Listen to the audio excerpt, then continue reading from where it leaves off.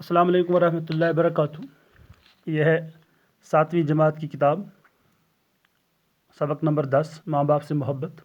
اس کا پہلا پارٹ آپ تک میں نے پہنچایا تھا۔ اب اس کا دوسرا حصہ کہ ماں باپ کی عزت کرنے کے ساتھ ساتھ، ماں باپ سے محبت کرنے کے ساتھ ساتھ ہمارے اوپر یہ بھی فرض ہے کہ ہم باقی بزرگوں کا بھی احترام کریں، ان کی بھی عزت کریں، ان کی بھی فرما برداری کریں۔ ایسا نہ ہو کہ ہم خالی اپنے ماں باپ کی عزت کریں، دوسروں کی عزت نہ کریں۔ آپ صلی اللہ علیہ وسلم نے فرمایا کہ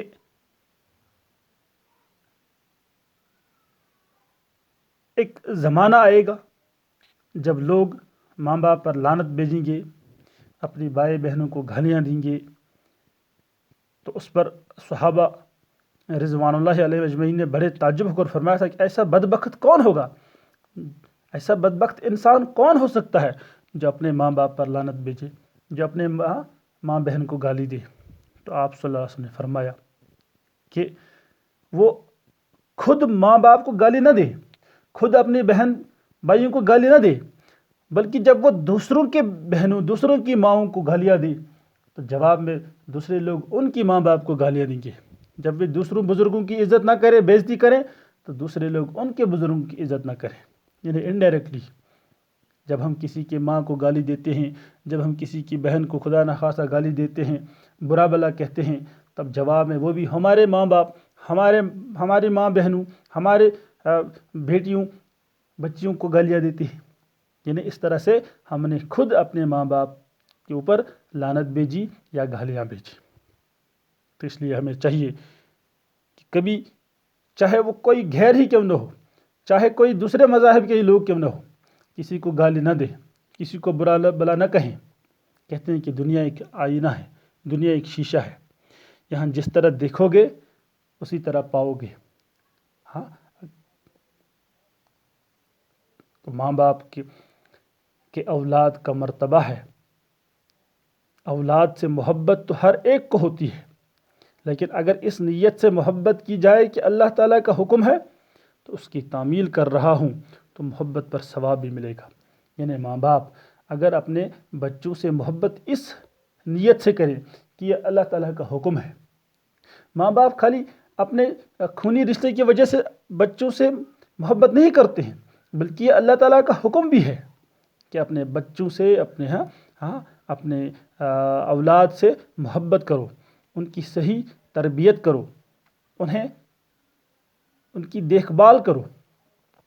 اگر کوئی شخص اللہ تعالیٰ کا یہ حکم جان کر اپنے اولاد سے محبت کرتا ہے، ان کی صحیح پرورش کرتا ہے، ان کی تعلیم و تربیت کا خیال رکھتا ہے، تو وہ ایک تو اپنے بچوں کا خیال رکھتا ہے، دوسرا وہ اللہ تعالیٰ کے ہاں اجر و ثواب کا بھی مستحق بن جاتا ہے۔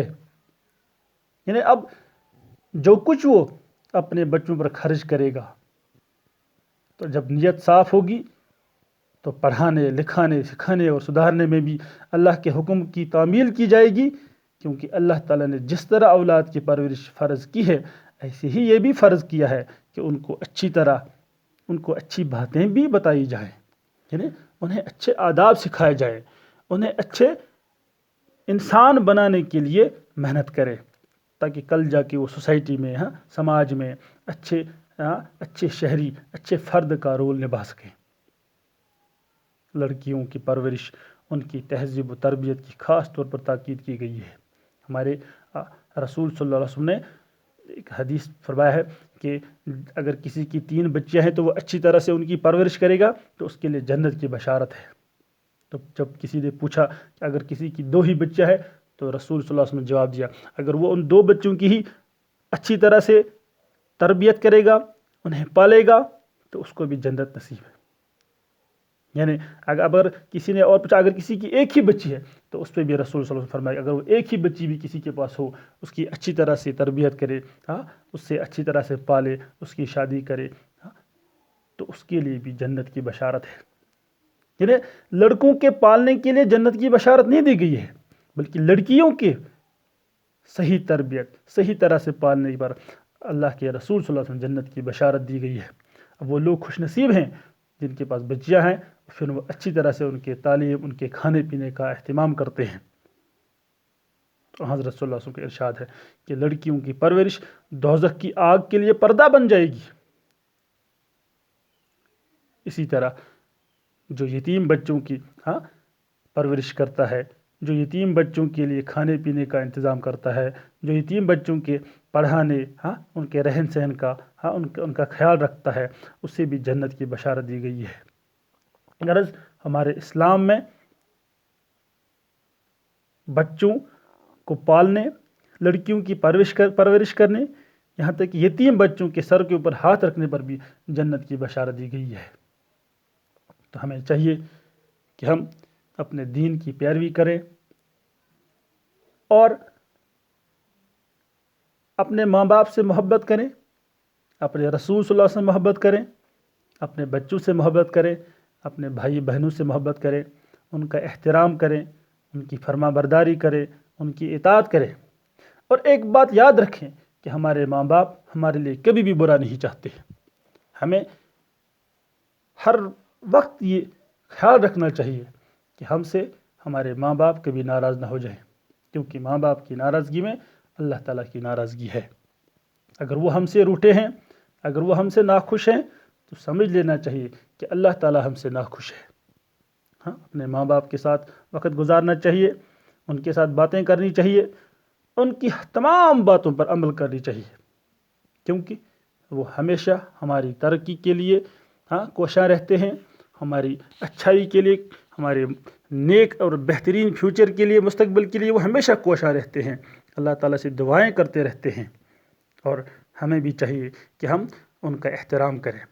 اگر ہم ان کا احترام نہ کریں، کل جب ہم بوڑھے ہو جائیں گے، کل جب ہمارے بچے ہو جائیں گے، تب وہ ہمارا احترام نہیں کریں گے۔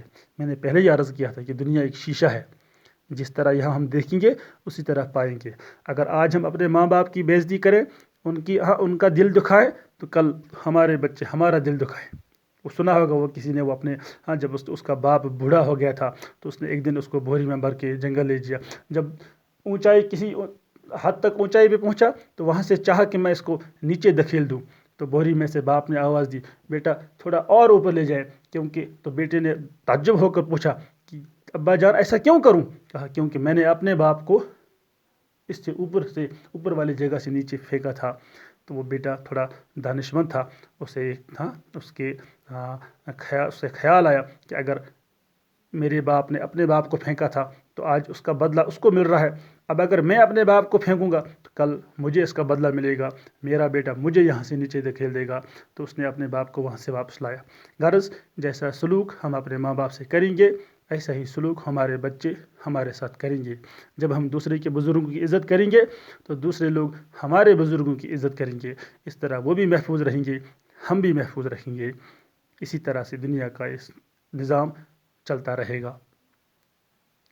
شکریہ۔